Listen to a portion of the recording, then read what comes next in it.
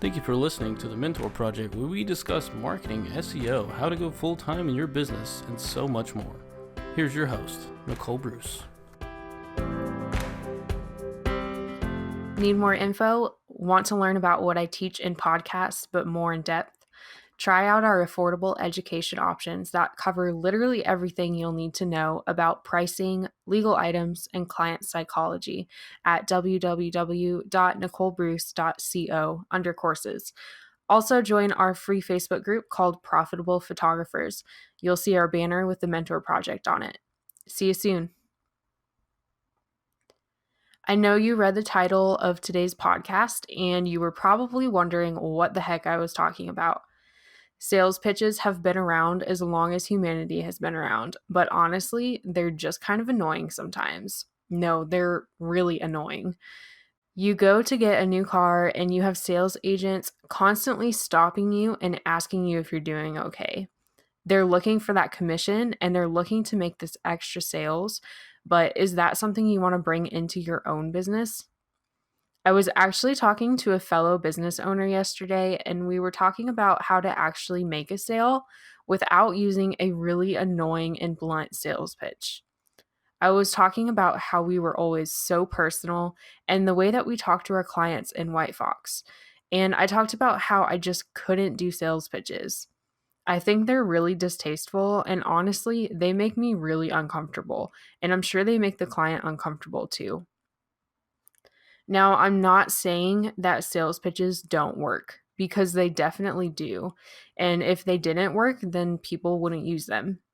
But I think as business owners, we have come up with better options than shoving sales pitches down our clients' throats. So, what I want to explore today is how we can avoid old-timey sales pitches to make our clients comfortable and to make our clients trust in us without making the situation uncomfortable and pushy. If you, as a client, contact a business asking about a service, what do you expect them to say to you? And how do you expect them to deliver that information?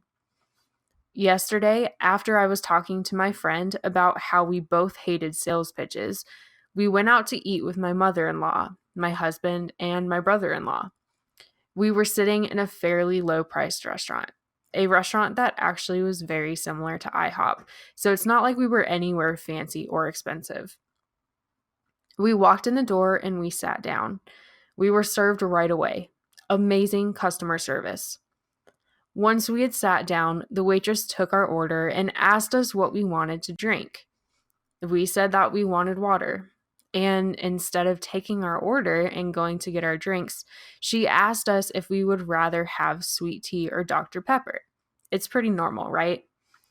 She was trying to get an upsell on our drink order after we had said we just wanted water.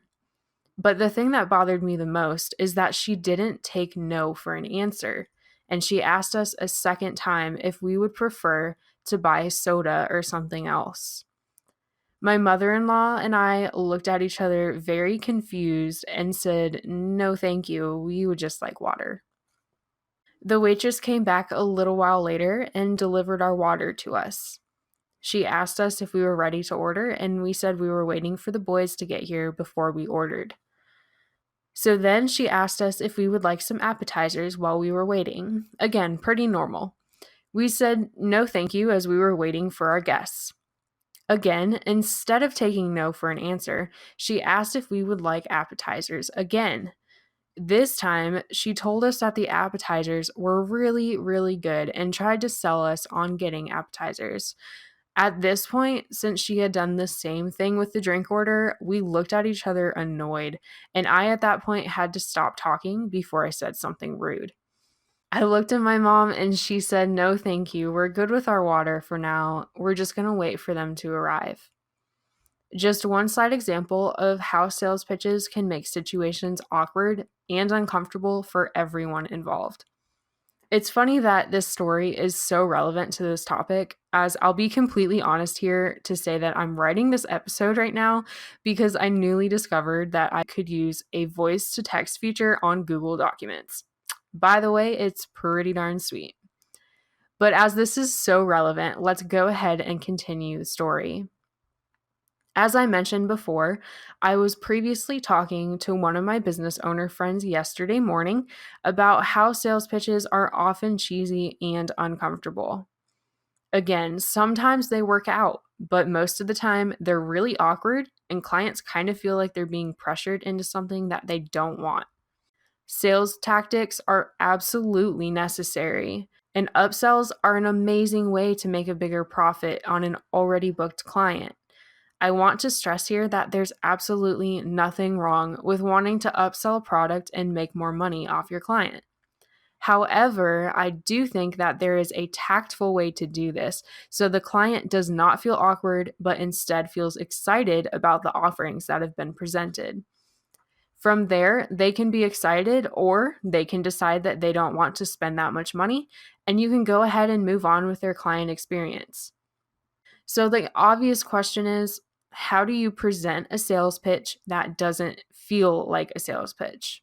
How do you get your client to spend more money on something that they can be excited about and not feel pressured into? Like I said in a previous episode, my packages often are listed at a lower price than the client average spent. On my website, my packages say they start at $18.50, but often I make sales upwards of $2,500. So, how do I do this? My biggest tip and my biggest lesson that I have learned from upselling products is that all you really have to do is ask the client if they want to purchase something else.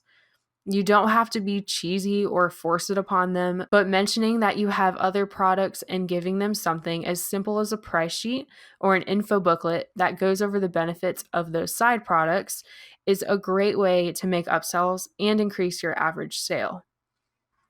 For example, when my clients inquire to me via email, I send back my packages. I also send back the add on options available. I send back these options with the prices, but I also send back a short little pamphlet that explains what each product is thoroughly and highlights the benefits of getting that said product. It highlights that the products are from professional labs where they can't get the same quality somewhere else. Most of the clients add on at least one product to every package. My albums are my most popular add on, as most everyone wants an album of their wedding day to keep their photos in person and pass down to future generations. Previously, though, I was very hesitant to sell albums along with my already all inclusive digital packages. I felt like there was no really good way to present these options, and I didn't want to make my client uncomfortable by even asking them if they would like to buy something else. But what I have found is that if you include the options and you give them different options that they could have along with the benefits if they did purchase them, it kind of goes along with the rest of the sale process, and it doesn't seem like you're trying to upsell exclusively. Later on, when they pick their package out, you ask them what they would like to have in their package. For example, I do discount my albums if they buy them with the packages versus later on. This gives them a slight incentive to purchase the album right away and not put it off till later where I can possibly lose that sale. There are more than just this method to making upsells and increasing your average sale price. Your client experience has a lot to do with how much your clients are actually going to want to spend with you. If you seem like you are very impersonal and don't really provide much of a client experience and they don't trust you as a person, then they're not going to want to spend more money with you in the future.